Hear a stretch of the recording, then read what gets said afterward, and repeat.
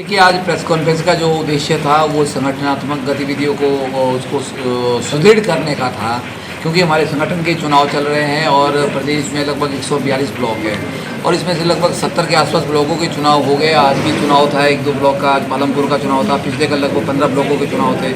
तो इससे पहले, चुनाव से पहले हमारी जो है वो सदस्यता जो है वो होती है, उसके बाद सदस्यता नहीं होती है।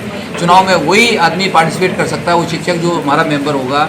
तो उस संदर्भ में आज हम 5-7 ब्लॉकों में यहाँ भी स्कूलों में विजिट किया, बड़ा अच्छा रिस्पॉन्स स्कूलों में टीचर्स का मिला और 100% मेंबरशिप हमारी हुई है।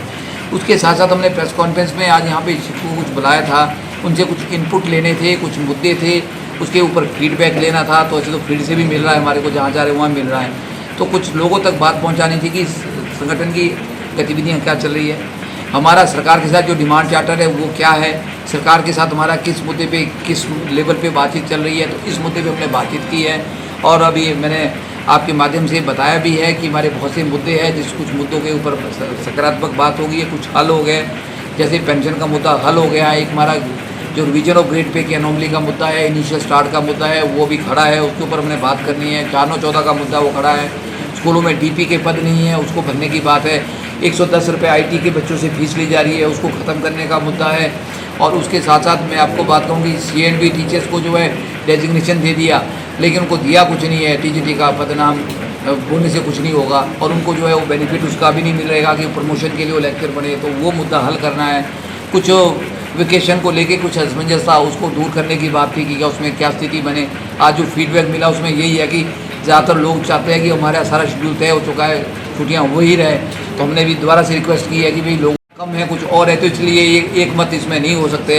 ये अगर इसको बदलना है तो इसको बहुत पहले इसको बदल लेना चाहिए था, तो इसको फिलहाल ना बदला जाए, ये एक बात हुई है। और बड़े सारे मुद्दे हैं, जैसे प्रिंसिपल की रेगुलेशन 2017 से नहीं हुई है, उसमें हर जगह फिर से वही बात आती है।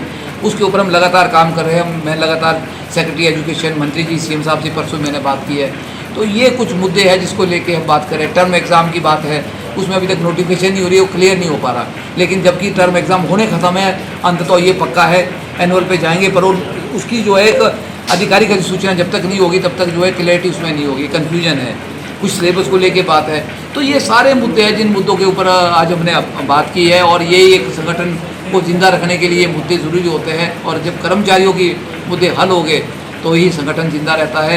और संगठन को जिंदा रहने के लिए एक सशक्त, उसकी लोकतांत्रिक चुनाव व्यवस्था होनी चाहिए। और हिमाचल गवर्नमेंट टीचर में एक लोकतांत्रिक चुनाव व्यवस्था है, जिसमें एक पहला संगठन देखा होगा आपने जिसमें इलेक्शन कमीशन अपॉइंट होता है, वो चुनाव व्यवस्था को देखता है, उसमें पारदर्शिता को लाता है और ट्रांसपेरेंसी के साथ चुनाव होते हैं। उसके बाद इलेक्शन होता है बाकायदा, उसके बाद कार्यकारिणी चुनी जाती है। 2023-26 की कार्यकारिणी का चुनाव भी हो रहा है, उसमें जो लोग चुने जाएंगे वो सरकार से अपनी बात करेंगे, संगठन की बात करेंगे, कर्मचारी को मुद्दे की बात करेंगे। और बच्चे हमारे लिए बड़े इंपॉर्टेंट होते हैं। आपको बताऊँ, बच्चे के लिए हमारा सारा फोकस होता है, बच्चे का एग्जाम पैटर्न कैसे हो, बच्चे की छुट्टियाँ कब हो, बच्चे के लिए हम क्या कर सकते हैं, बच्चे के लिए सिलेबस में क्या रिवीजन हो सकता है, प्रोविजन होता है, बच्चे की पढ़ाई को और बेटर कैसे किया, उसमें क्या हो सकता है। उसमें प्राइमरी एजुकेशन पे हमारा ज़्यादा फोकस रहता है कि वहाँ पे फ्री एजुकेशन हमने दिलाई प्राइमरी एजुकेशन के अंदर। अब वहाँ पे टीचर्स नहीं है, NTT टीचर लगाए जाए। 5500 स्कूल में खुल गई है, वहाँ टीचर्स की अपॉइंटमेंट हो। प्राइमरी स्कूल में 1-2 JVT है, वहाँ JVT की जो है हर क्लास वाइज टीचर दिए जाए। अपर प्राइमरी में जो है TGT के बहुत से पद खाली चल रहे हैं, उन को उसको कैसे भरा जाए, उसके ऊपर सरकार को ध्यान देने की ज़रूरत है। ये सारे सुझाव हम सरकार को देते हैं। इन मुद्दों पर हमने आज बात की है। धन्यवाद।